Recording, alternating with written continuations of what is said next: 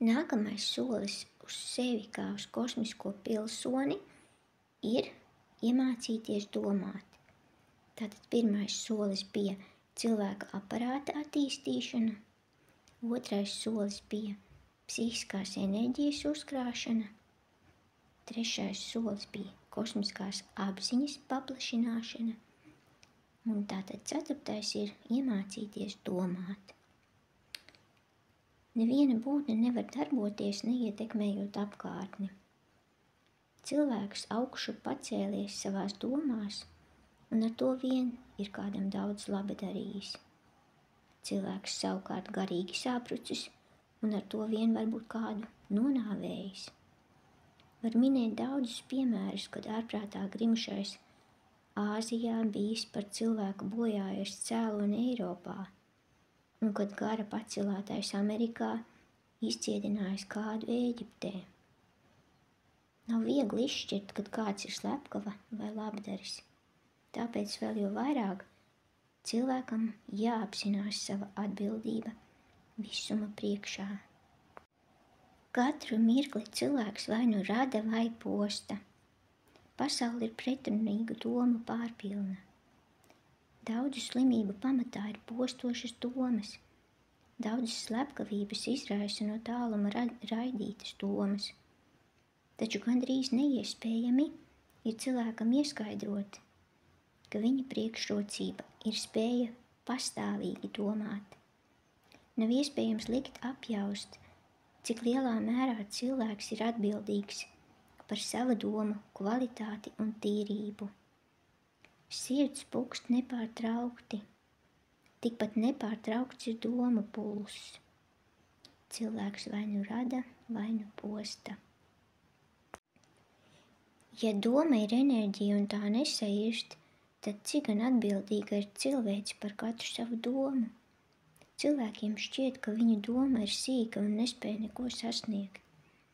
Taču domas potenciāls ir liels, un tai nav nec telpas, nec laika, bet neskaidri haotiski domājošie līdzinās cilvēkam, kas tumsā taustās ar rokām un nezina, kuru priekšmetu aizskars.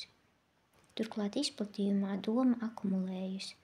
Var iztēloties saskanīgu domu vareno kori, taču tāpat var iztēloties arī melnu ķērcošu kovārņu pāru.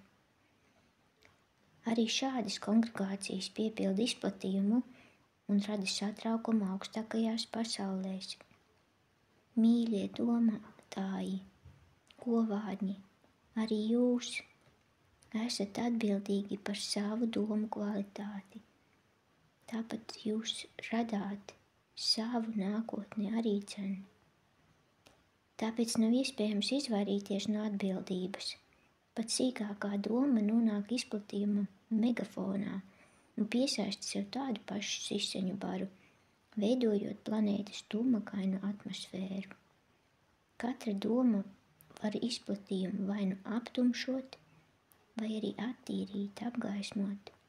Sīkās domas veido kroplīgus konglomerādus un piesārņo izplatījumu. Tās saucam par izplatījumu gļotām. Vidusmēra cilvēks stipri pazemina domas kvalitāti. Tās seklums rada visus pārējos gļotainos produktus. Sīkās domas ne tikai piesārņo izplatījumu, bet tieši tās traucē domu pārādi lielā attālumā. Tieši mazie gļotainie klaidoņi aizšķērso vēstījumiem ceļu. Šo gļotu ir pietiekami daudz, lai padarītu izplatījumu blīvu un traucētu strālu plūsmu. Tāpēc, lai varētu ātrāk pārraidīt domas, jālūdz cilvēki atturēties no sīkām domām. Pat nelielas rūpes par domu jau dos noderīgas sekas.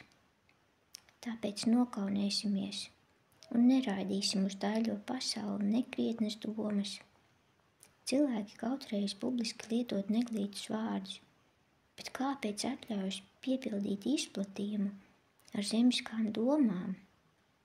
Lai kauns vēlreiz liek atcerēties par domas kvalitāti. Daudz tiek runāts par jauno rasi, par jauno cilvēci. taču jaunās rases prototips nestaigās kā pāvs. Domāšanas kvalitāte būs citāda nekā iepriekšējos gadsimtos. Domāšanas māksla jāatjaunina pilnīgi apzināti.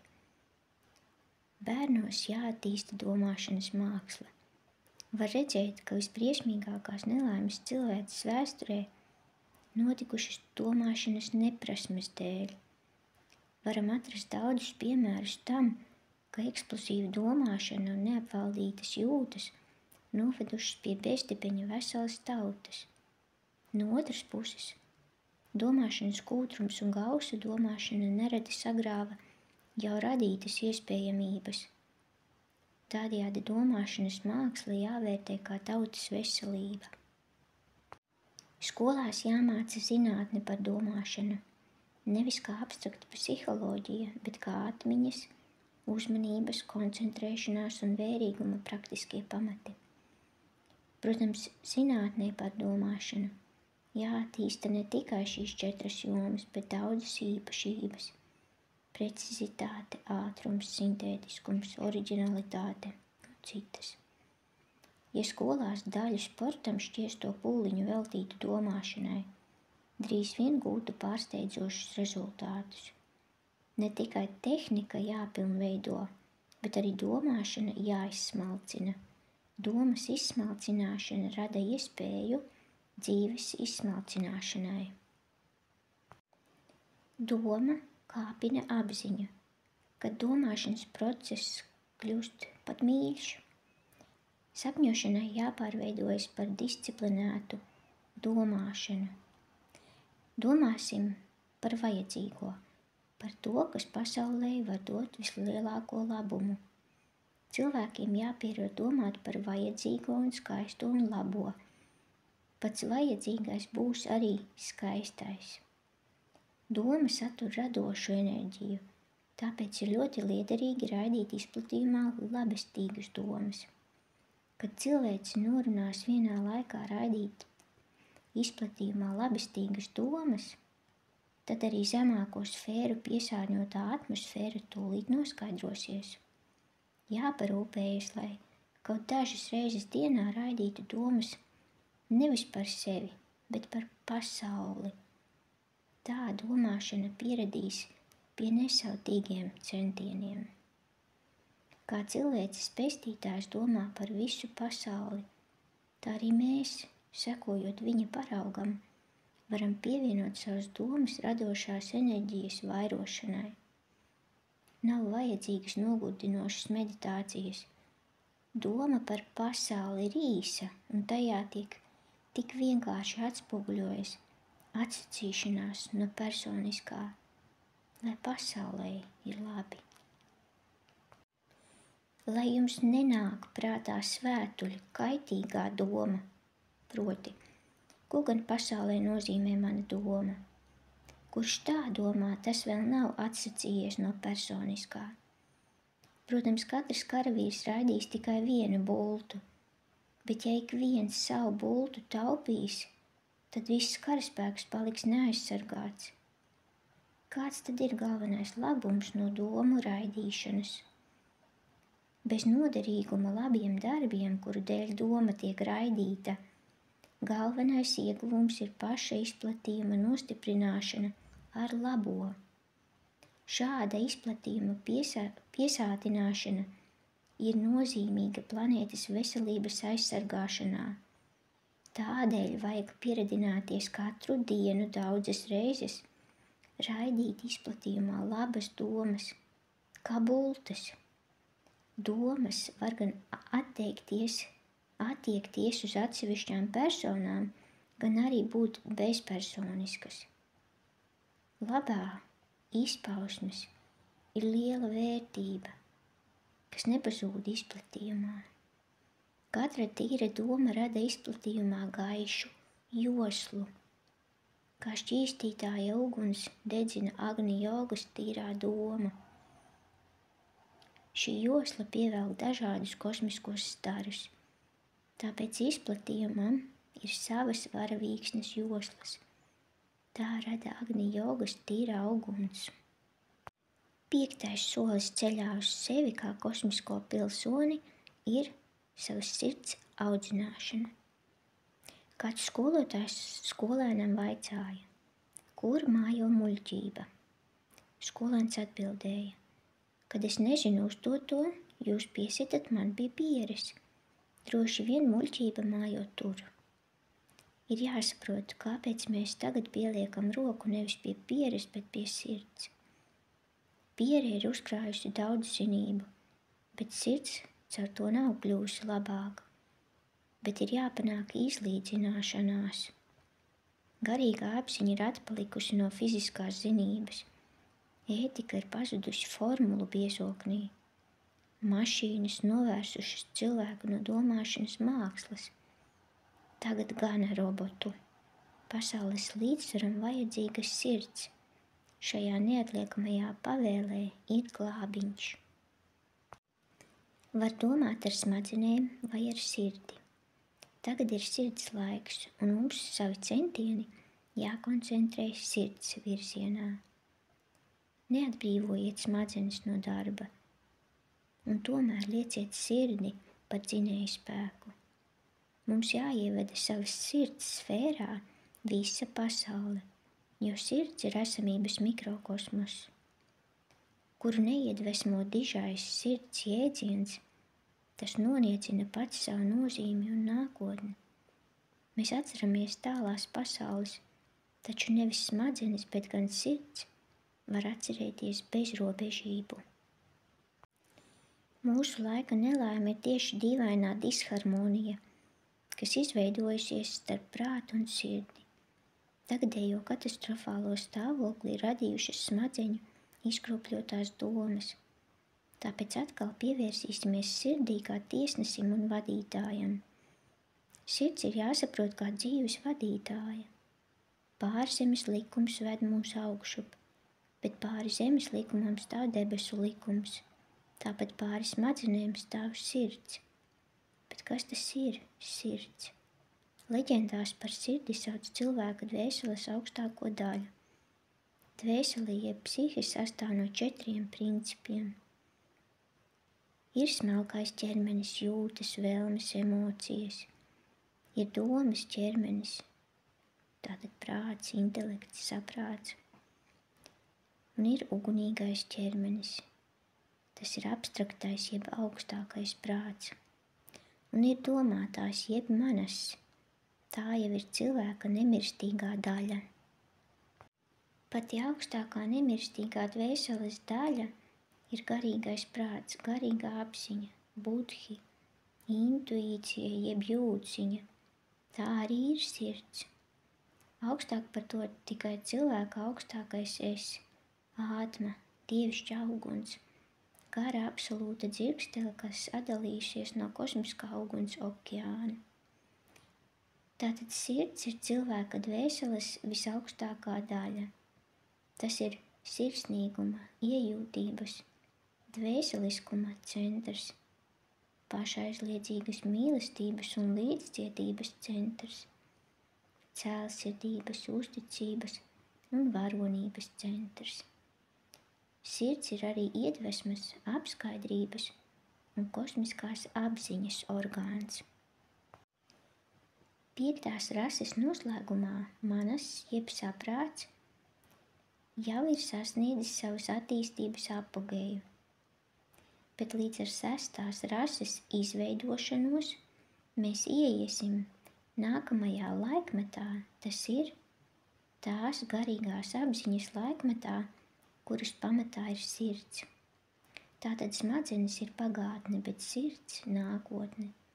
Ir beigusies evolūcijas pakāpe, kurā galveno lomu pildīja cilvēka smadzenes.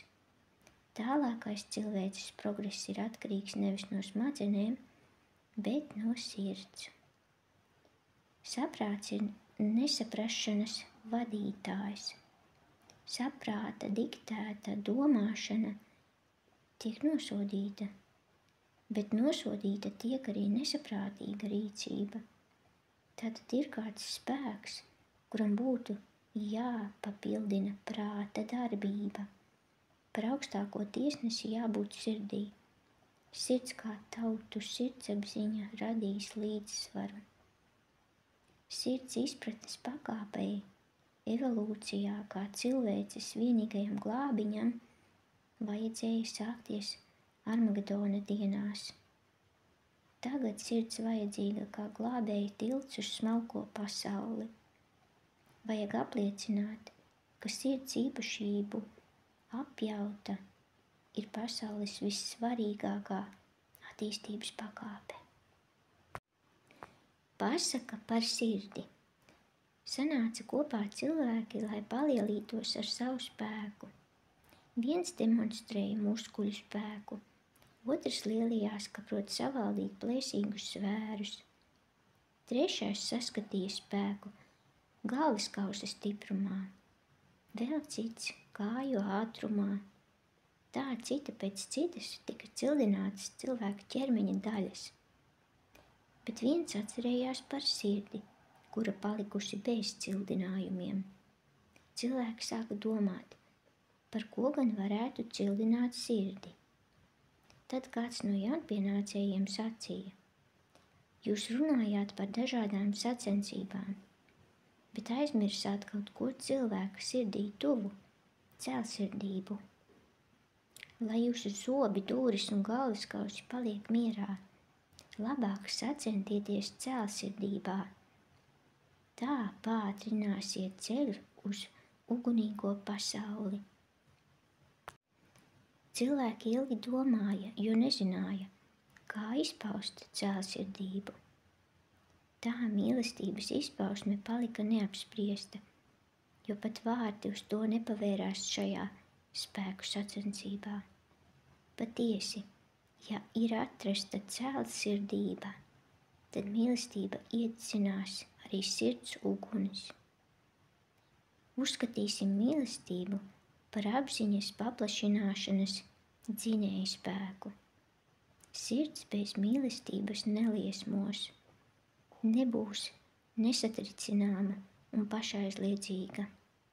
Tāpēc izteiksim atzinību katrai mīlestības tilpnei. Tā ir uz jaunās pasaules robežas, tur, kur nepastāv naids un neiecietība. Mīlestības ceļš ir kosmiskās enerģijas saspriegošana. Tā cilvēki atradīs savu vietu kosmosā. Sirds ir visspēcīgākais ugunīgo enerģiju avots. Sirds ir neuzvarama, kad visas ugunis ir iedegtas. Tāpēc sirds audzināšana jāsaprot kā visu uguņu iedegšana. Tikai tā sirds, kurā iedegtas visas ugunis, spēj iepazīt augstākās dzīves skaistumu. Kas ir sirds bagātība? Ne tikai labvēlīgums, ne tikai līdzcietība, ne tikai uzticība hierarhijai, bet arī harmonija ar kosmisko apziņu. Tāda sirds ir īstena saikne ar augstāko pasauli. Sirds likumi ir nerakstīti likumi, taču vienīgi sirdī mīt taisnīguma jūtas, jo sirds ir tilts uz pasaulēm. Sirds saikne ar augstāko ir cilvēces vienīgais glābiņš. Sirds ir kā enkurs vētrā. Tagad mums jākoncentrē uzmanību uz sirdi kā vadu, kurš savieno ar hierarhiju. Tad neviens neteiks, ka hierarhija nav realitāte, jo tai nav pieejas. Tad tā ir tieši visreālākā pieeja, kad sirds ir vidutāja. Tā pati sirds, kas nemitīgi klauvē un pulsē, lai cilvēki to neaizmirstu. Nepieciešams apliecināt, ka iedvesma piemīt visiem cilvēkiem. Parasti domā, ka ar to ir apveltīti tikai zinātnieki, dzejnieki, mūziķi, mākslinieki.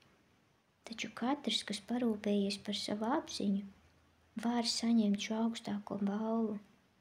Cilvēkiem ar cildenu domāšanas veidu iedvesmai vajadzētu būt nevis retam viesim, bet gan viņu dzīves pamatam. Katrs cilvēks sajūt iedvesmas klātbūtni, taču šīs cildenās pacelātības dzirkstis mēdz būt kā atsevišķi uzliesmojumi un nepārveido visu dzīvi kopumā.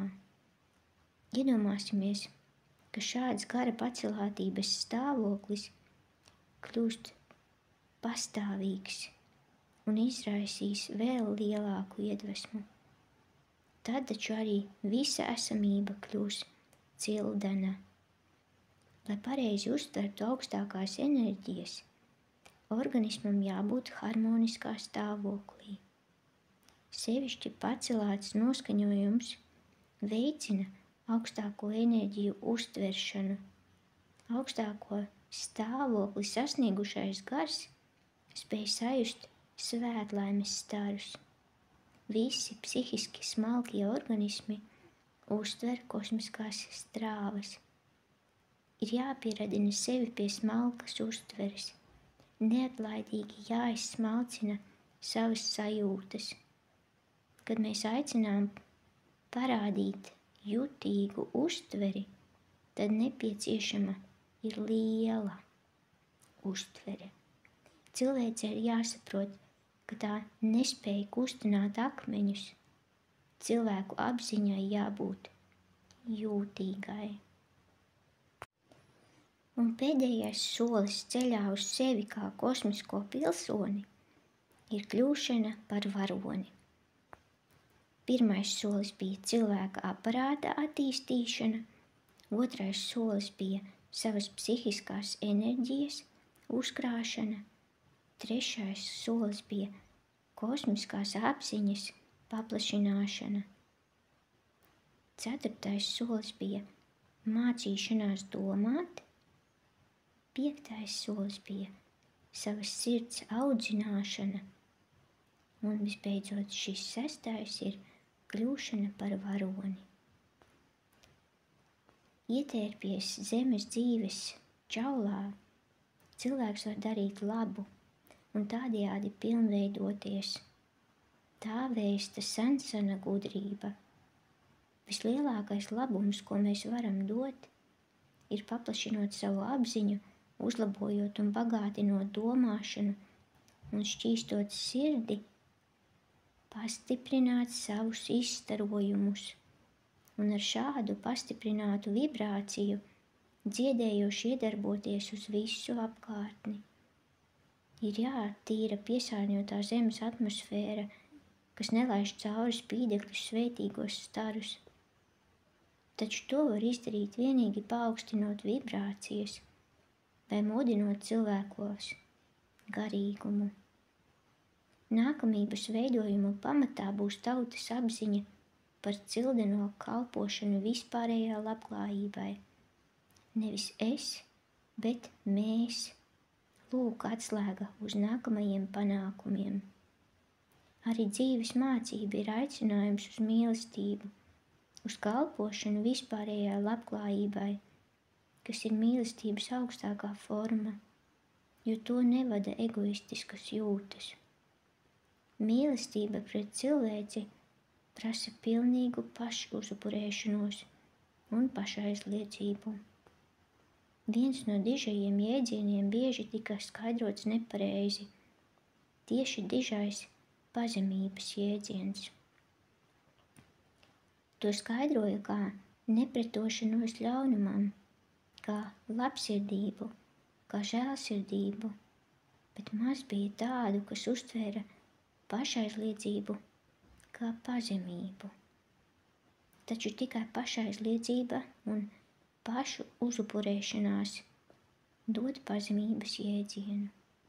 Patiesi, mēs redzam gara milžus un varoņus, kas veltīja sevi pazemīgam darbam cilvēces labā. Mēs zinām par nozīmīgiem eksperimentiem, kas cilvēces labā pazemīgi veikti laboratorijās. Patiesi, daudzveidīga ir pazemība, kas izpaužas pašu uzupurēšanās spējā un pašaizliedzībā. Varonība ir dažāda veida pazemības izpausme. Pazemības varoņi cilvēces labā izdzer pilnu indas kausu. Pats varenākais pazemības rādītājs ir pašaizliedzība. Protams, šis kosmiskais jēdziens jāsaprot visā tā skaistumā. Ne tikai kaujies laukā garu izdaļo pašaizliedzības varenība. Noiet dzīves ceļu strauji, noiet visas dzīves kā pa stīgu, pāriet pāri visiem bezdibeņiem ar dziesmām, spēj tikai pašaizliedzīgs gars.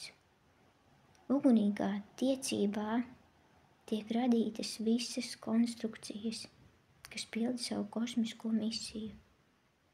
Varoņa sirds pazīst pašaizliedzību vispārējas labklājības vārdā. Tā pazīst pašu uzupurēšanos un lielo kalpošanu. Varoņa ceļš taču nevienmēr ir cilvēces pateicības vainagu klāts. Varoņa ceļš taču iet pa ērkšķainām takām. Darba kopienai jāaudzina varoņi, jo tautas dižgari nostiprinās tikai ar gara un sirds varonības īpašībām.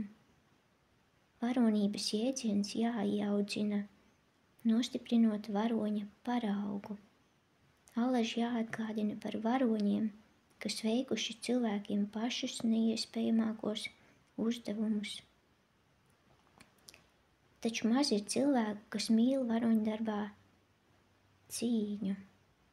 Tomēr pie cīņas katrā ziņā jāpierod, jo citādi nav iespējams norūdīt garā asmeni. Gan virzībai uz zemes, gan tālajās pasaulēs nepieciešami šķēršļi un prasme tos pārvarēt. Varoņdarba jēdziens jāiekļauj vienotajā dzīves jēgā, jo tikai varoņdarbs var uzturēt mūsu garu un pātrināt evolūciju. Nekad dzīvē varoņdarba jēdziens nav bijis tik vajadzīgs kā tagad. Cilvēkiem ir jāizprot varoņdarbs ikdienas dzīvē. Dzīve bez varoņdarba ir bezjēdzīga. Vārds varoņdarbs ir tik brīnišķīgs. Šis vārds pauž visu to jēgu, visas tās īpašības, kas piemīt trauksmainajai virzībai uz priekšu, uz pašaizliedzīgu varonību, uz nākamību, uz evolūciju. Tajā ietverta sevis pilnveidošana, pašuzupurēšanās, kā rezultāts ir ne tikai savas, bet arī tautas un valsts apziņas pārveide. Varoņdarba prieks jāieaudzina gan sevī, gan citos. Tas ir pats galvenais, jo tas ir cilvēces glābiņa priekšnoteikums. Jaunās pasaules iestāšanās ķīla. Vajadzīgi askēti un varoņi, tāpēc radiet varoņus. Kad dižais gars atstāja mūsu planētu, viņš saviem palikušajiem brāļiem atstāja novēlējumu. Radiet varoņus. Ir pienācis laiks, kad mums visiem jākļūst par varoņiem un jārada varoņi. Kā pāriet dzīvi? Kā bezdibeni pa stīgu, daļi, vērīgi un strauji. Epilogs. No visām radošajām enerģijām pati augstākā ir un paliek doma. Kas gan ir šīs enerģijas kristāls? Daži domā, ka precīza zinība ir domas vainagojums. Taču pareizāk ir teikt, ka domu vainago leģenda. Leģendā ir iekļauta radošās enerģijas jēga un īsā formulā izpaužas ilgas un sasniegumi. Nav pareizi domāt, ka leģenda pieder iluzorai senatnei. No aizspriedumiem brīvs prāts atšķir leģendu, kas radīta visās visuma dienās. Katras tautas sasniegums, katrs vadonis, katrs atklājums, katra nediena un katrs varoņdarbs tiek ietērpts spārnotā leģendā. Tāpēc nenievāsim patiesības leģendas, bet vērīgi ielūkosimies un parūpēsimies par tām. Leģendā tiek pausta tautas griba, un mēs nevaram nosaukt nevienu nepatiesu leģendu. Spēcīga kolektīva garīgie centieni spilgti atveido patieso zināšanu tēlu, un simbola apvalks izteica pasaules zīmi, bet evolūcijā neizbēgama ir pasaules valoda. Taisnība ir kopīgās valodas meklētājiem. Taisnība ir pasaules leģendas radītājiem. Un trīskārt taisnība ir varoņdarba paudējiem.